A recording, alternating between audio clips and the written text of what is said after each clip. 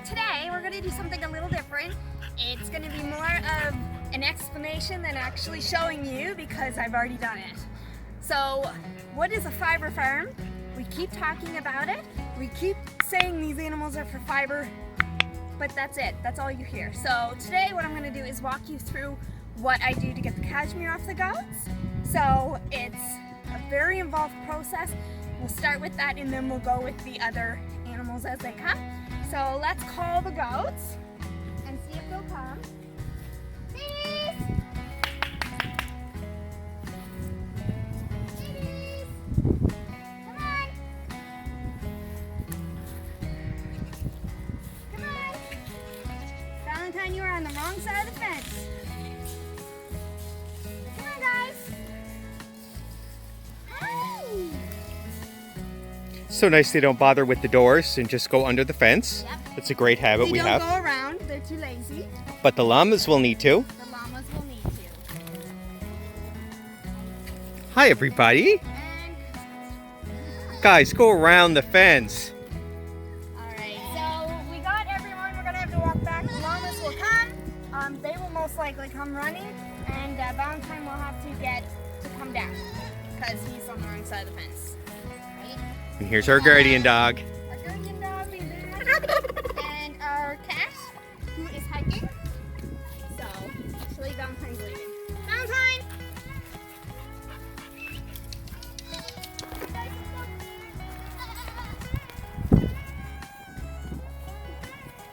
They're the cutest little bugs. Don't forget our turkey. Wow, the turkey's really hauling butt.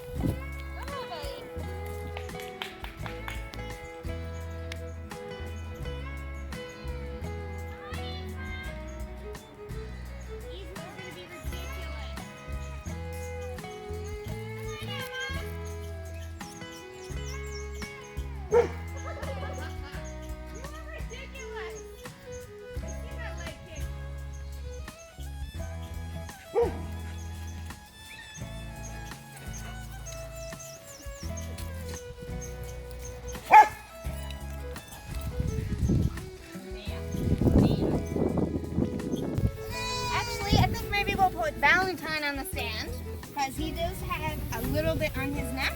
Now I've already done everyone. So cashmere starts late fall into winter, and then around February, March is when it starts to naturally shed out. So think of your dog shedding, and that's exactly what it is. So if you touch it and you gently go down the way that the fiber is, it'll just come out. And getting it at the right time is very important if you're going to use it because they're shedding that without the guard hairs, so there's less for you to pick through. When I go in the house, you'll see what happens when you are a slacker and what that work entails because they shed the guard hairs at the same time and then it's much more work. Now, they're messing up all of my tools because they're goats. I know. So, we have some of my tools here that I like to use for different purposes. So this basic pet brush here doesn't have anything fancy. I use this throughout the winter. I actually use it on him in winter because they have a longer coat, and just give them a brush because it'll tangle, and then it kind of sets the stage for what I'm going to be doing later on. Then, if I'm catching it at the right time, this is the brush I use. I use the rake end, and then this will just go through and it'll catch the fibers. If I'm late, which I always am so far, I actually really like this slicker brush. They love it too because when they're shedding, they're also getting itchy, which is why you'll see your goats, because all goats have cashmere, it's just how much. Now you'll see them rub on the fences, so if you look over there near Millie on the fence, you'll see some brown. That's actually some of the cashmere that they brushed off. Now, sometimes I'll go in my fields and it looks like I've been attacked by spiders in the bushes, and it's just the cashmere coming off as they're rubbing off and everything. So I like this. It catches it. They like it. Now this here, I last used this one on almond. And so you can see I caught Almond almost at the perfect time. So he doesn't have any guard hair really. He's got other guard hair in there from other animals, but this is a guard hair. This is what you pick out. Guess what, folks? You do this by hand. And so now you kind of have an idea of why cashmere is so expensive. So what I end up doing is I comb out here, and then lately I've just been putting it in a bag, and I'll go through it later. So I'm going to be starting to do that. So that's when I use the slicker brush. They like it. I've already missed my opportunity to get it without guard hair, so at that point I'm like, whatever. Now, with some of them, it will mat. So I have this dematting tool here. They're all just dog pet grooming supplies that we got off Amazon. So this will actually get those nasty ones. If it's matted or clumped or felted, I don't use it, so that just kind of gets thrown on the ground. So you can see some of my tossed stuff. So you can see usually when I start to get the fiber, because there's tufts of this everywhere of stuff that I'm not going to use for whatever reason. So it's matted or felted. Like this one was felted. So not worth the effort. So those are my tools of the trade. I just use this to keep them from getting tangled, specifically Butterscotch and Winter because they have long coats. Winter mats like you can believe. She also hates brushing and hates people unless she's got a baby, and then she likes them, but does not like brushing. So, and then the slicker brush and everything. Now it takes some time. So I've just recently finished Butterscotch here. So Butterscotch is super naked, and he is my most tolerant for this. He will let me do an entire side, where otherwise I have to do it over like 3 or 4 days a side. It takes a long time. So you can see some cashmere here. It's the light gray, mocha-ish color. And then you're a good boy. I won't even need to put you in a stand. He really likes it. And so you just want to go with the hair. Sometimes his takes a little bit of effort to come out when it's ready. And see how fine it is? It's very fine. And so if I'm testing it, what I would do is I'd go up to him and I'd grab a piece and see if it comes out. And it comes out. So I just finished him, so he has some left, but this stuff is just not really coming out. It's very little compared to how much he had. Yeah. So I've put Butterscotch in the stand here. I use this stand for milking. I'm gonna have to modify it because my goats have really big horns, but it makes it really useful to use to do hoofs. Most definitely injections, because if it stings, they react, and it kind of is nice to have them cleaned. Like if you look at Almond's horns here, because he's jealous, he likes his attention, he doesn't fit in at all in this. So he's jealous now because Butterscotch is getting all the attention. Alright, so you gotta go. And this is what it's like to work with goats. They want all the attention, and they don't want to cooperate because they're big babies. Good effort, bud. So I have Butterscotch up. So like I said, I've already done Butterscotch. He's now got his lovely coat. He's kind of like half long-haired, half not. Overall, he's handsome. So he has really good fiber. Now, around the hindquarters here, you'll see sometimes it mats. And so you don't want this anyway, but you do want to get rid of it because it is something that's a pain. So I'll start with the slicker brush.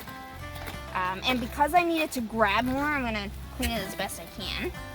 And you have to go with the way that the hair goes. So I would not go up because it's going to pull. We want it to go naturally the way it wants to go. And I just do... Oh wow, yeah, it came right out. Light strokes. Yep. Now I would throw this away, but that's the process. That's how gentle. Why would you throw that away? Because it was matted. Okay, good. Yeah. Or felted. So good. That Just wanted would people to know. But you can see, because I waited, See, he's my best boy.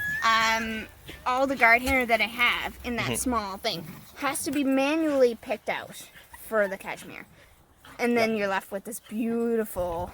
We'll show you later what the pure cashmere looks like. Yeah, so, I mean, this is great. This is what you'd love to see when you're doing their sides or their neck. I want his bum.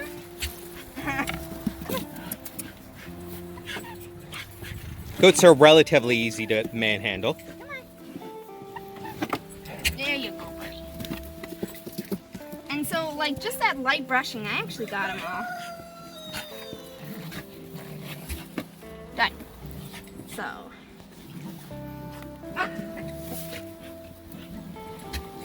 So we're gonna start at the bottom. It just popped right out. Now. And that's exactly... So that's how easy it can be to remove cashmere.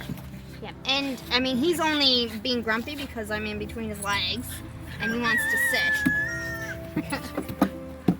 You're all right, buddy. You're all right. And so you just want to make sure it's clean too because you want it to grab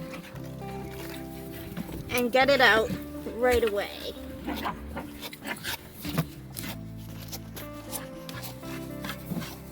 And so some of it you can just kind of grab the cashmere part and pull out. This stuff is in really well. I know, buddy. Just give me a minute. And so that is working with goats. So I'll finish him a little bit later. But I mean, like you said, you did him already anyway. Yeah. You know, and all that's left is a little bit. And mostly now at this point, what I am getting is guard hair, so it's not worth to go over him again. Right. But he loves to be brushed. He will stand there for hours and just let you love him. So he's definitely a prize goat in that way for Cashmere because he enjoys this so much. Winter, who also has amazing fiber, not so much. She hates me. Hi, So thank you to Butterscotch for showing us how to get cruelty-free cashmere. And next year I will show you as I'm doing it. It's going to be cold, it's going to be winter, a little bit of snow, but overall it's the same process. And then I usually just store it for a rainy day. It looks like now, and then I'll show you exactly what I got from 1 year of cashmere, and then you will be able to see why it is so expensive to buy things with cashmere. So, after all of the brushing, normally what I do is I just kind of put the cashmere aside and deal with it later, which I haven't done. But this is what winter looks like for me. So some of them are more difficult to brush. So almond is really hard to brush, and he ruins his, honestly, because he is a buck. So it's all covered in his lovely scent from running. So this is almond. Now this is a little bit more plush of what I pulled off almond. And then these two bags, this is winter. As you can see, there's quite a bit of guard hair in it. So you can see the different color. Hers is more of a gray, almond is white. Butterscotch is darker than he looks. So when you look at the picture of Butterscotch, it looks silver, and then when you actually comb it out, it's more a mocha color. So white and silver, and this Butterscotch, so it's like a mocha color. And then we have Little Miss Spider, and so she's really dark mocha colored as well. Very pretty, but as you can tell, I did not harvest my cashmere in time.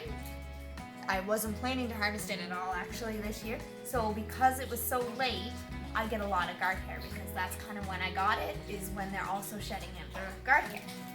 So to process cashmere, what you have to do by hand is pick out all of the guard hair, every single one.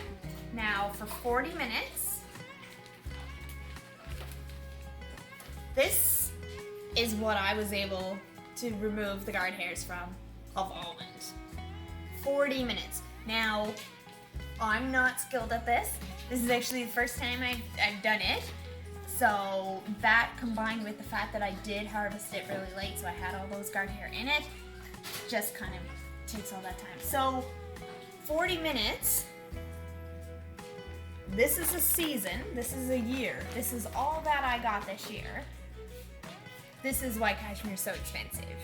Because, and these are not poor quality cashmere goats, they're very good quality cashmere goats, but this is what they produce.